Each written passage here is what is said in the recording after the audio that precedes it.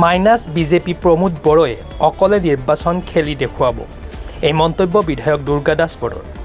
এইবেলি কোকৰাঝাৰ আৰু দৰং ওদালগুৰি লোকসভা সমষ্টিত প্ৰতিদ্বন্দ্বিতা আগবঢ়োৱাৰ সিদ্ধান্ত গ্ৰহণ কৰিলে BPF-এ। প্ৰমোদ বড়োৱে শব্দটোৱে বৰ আৰম্ভণিৰ পৰা এই শব্দটোকে বেয়া কথা কৈছে। তেওঁ ৰাইজৰ সমস্যাবিলাক দোকানৰ লগত ৰিজাইছে। এটা ৰাজনৈতিক দলৰ কাম কাজবিলাক তেওঁ দোকানৰ লগত ৰিজাইছে। অৱশ্যে তেওঁ সদায় লাভ লোকচানৰ কথা চিন্তা কৰা মানুহ, গতিকে তেওঁ হয়তো তেনেকুৱা ভাবিব পাৰে। আমাৰ প্ৰতিদ্বন্দ্বী দৰং ওদালগুৰিত প্ৰমোদ বড়ো কতই নহয়, কোনো কাৰণতে নহয়। আহক প্ৰমোদ বড়ো ইয়াত যদি ইলেকশ্যন খেলে BPF-ৰ এগেইনষ্টে কেইটা ভোট পাই চাই লওঁ। বিজেপিক ৰাখিব নালাগে লগত, বিজেপিক লগত ৰাখিব নালাগে। কোকৰাঝাৰত জিকক তেওঁ 50,000 ভোট পায় নে নাপায় তেওঁৰ দলে।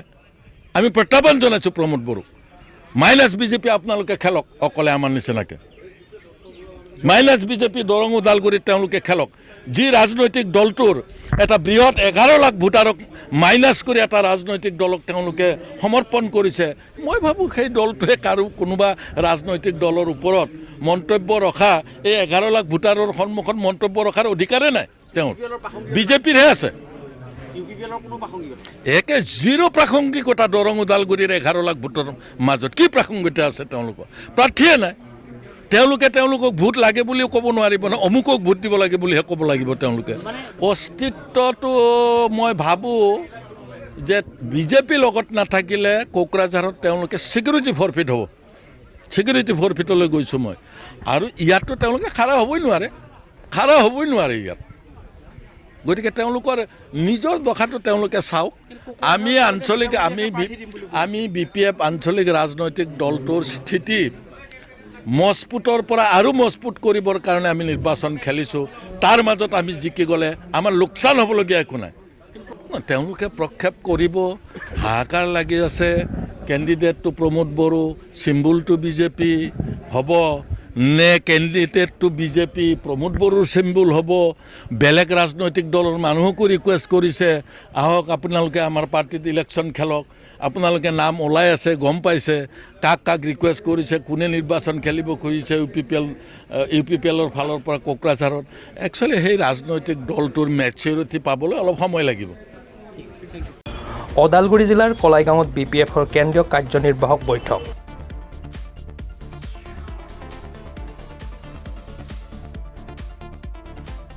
এই হিচাপত আমাৰ বুথ লেভেলৰ যিটো মিটিং, সেইটো মানে বেছি স্পীড আপ কৰিব লাগে বুলি আমি দায়িত্ব দিয়া হৈছে ইনচাৰ্জ। এনেতো ভালে আছে, আৰু ইয়াতকৈ আৰু যিটো বেছি ভালকৈ যাতে হয় তাৰ কাৰণে আকৌ ইনচাৰ্জ দায়িত্ব দিয়া হৈছে। কোকৰাঝাৰত 3জন মানুহে বিচাৰিছে। 3জনে প্ৰমীলা ৰাণী বাইদেউ সিও বিচাৰিছে, কাম্পা বৰগোহাঁই সিও বিচাৰিছে, আৰু পৃথ্বীৰাজ নাৰায়ণ দেৱ মেছ সিও কোকৰাঝাৰ লোকসভাৰ পৰা টিকেট বিচাৰিছে। আৰু দৰং ওদালগুৰিৰ পৰা প্ৰথমবাৰ আমাৰ ৰিহন দৈমাৰী ডাঙৰীয়া আছে, দুৰ্গা দাস বড়ো ডাঙৰীয়া আছে, আৰু ইয়াৰ পিছত ৰবিনসন মুছাহাৰী ডাঙৰীয়া আছে, ইমানুৱেল মুছাহাৰী ডাঙৰীয়া আছে, আৰু ধীৰেন বড়ো। 5জন কেণ্ডিডেট আমাৰ তাত দৰখাস্ত দিয়া হৈছে। আমাৰ একো দোকান নাই, প্ৰমোদ বড়োহে দোকান দি আছে। আমাৰ দোকান বন্ধ নহয়, মই দোকানো দিয়া নাই, আৰু কি দোকান বন্ধ হ'ব? প্ৰমোদ বড়ো যি কৈ থাকিব দিয়ক, এইবাৰ খেলা হ'ব। কাৰো লগত এলায়েন্সৰ কথা অহা নাই, আমি ইণ্ডিপেণ্ডেণ্টলি খেলিব 2টা লোকসভাত পাছ। দৰং ওদালগুৰি লোকসভা সমষ্টিত 5জনে বিচাৰিলে প্ৰাৰ্থিত্ব আৰু কোকৰাঝাৰত বিচাৰিলে 3জনে।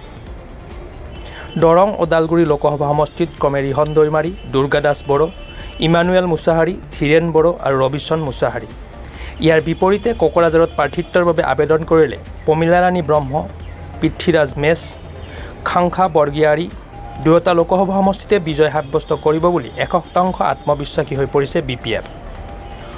প্ৰমোদ বড়ো নেতৃত্বাধীন UPPL-ৰ কোনো অস্তিত্ব নাই, এই মন্তব্য বিধায়ক দুৰ্গা দাস বড়োৰ। প্ৰমোদ বড়োৱে সদায় লাভ লোকচানৰ কথা চিন্তা কৰে। প্ৰমোদ বড়োৱে নিৰ্বাচনৰ পিছত BPF-ৰ দোকান বন্ধ হ'ব বুলি কোৱা মন্তব্যৰ প্ৰত্যুত্তৰ দিয়ে বিধায়কগৰাকীয়ে। আনহাতে প্ৰমোদ বড়ো এজন নিজে দোকানী বুলি মন্তব্য কৰে হাগ্ৰামা মহিলাৰীয়ে। আমাৰ দোকান বন্ধ নহয়, যি কৈ থাকিব দিয়ক। আজি কেন্দ্ৰীয় কাৰ্যনিৰ্বাহক বৈঠকত হাগ্ৰামা মহিলাৰীৰ উপৰিও BPFৰ কেইবাগৰাকীও বিধায়ক, প্ৰাক্তন MCLKকে ধৰি 4 শতাধিক দলীয় কৰ্মী উপস্থিত থাকে। ওদালগুৰিৰ পৰা চিন্ময় ডেকাৰ প্ৰতিবেদন, প্ৰাতঃ টাইম ডিজিটেল। শদিয়াৰ পৰা ধুবুৰীলৈ, বৰাকৰ পৰা ব্ৰহ্মপুত্ৰলৈ সকলোৰে মাজত চিনাকি এটা নাম প্ৰাতঃ টাইম। থলুৱা ভাষা, কৃষ্টি আৰু সত্য বাতৰিৰ আধাৰত প্ৰতিষ্ঠিত খবৰ প্ৰাতঃ টাইমৰ প্ৰতিটো বা বাতৰি পুংখানুপুংখভাৱে চাবলৈ Facebook, YouTube, website, Twitter, Instagram আৰু ব্লগাৰ পেজত লাইক